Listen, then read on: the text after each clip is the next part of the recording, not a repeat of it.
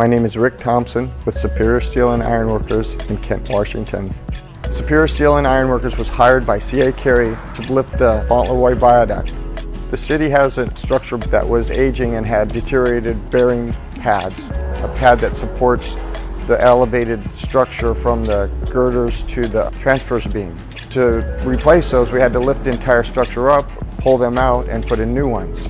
So they hired us to remove the bearing pads by lifting the structure and set it back down.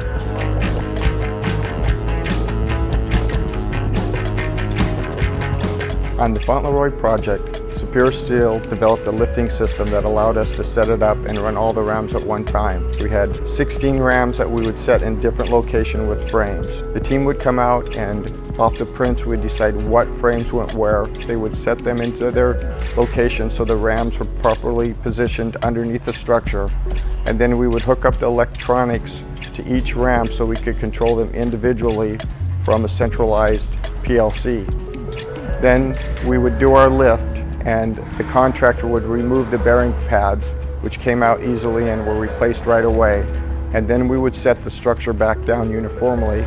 The system was so uniform that when we did lift the bridge, nobody could hardly tell that we even lifted the bridge. We had anticipated only being able to get maybe one structure a day, but we got to the point where we could actually get 2 or 3 structures a day, and this is what allowed us to complete the project 3 months ahead of schedule.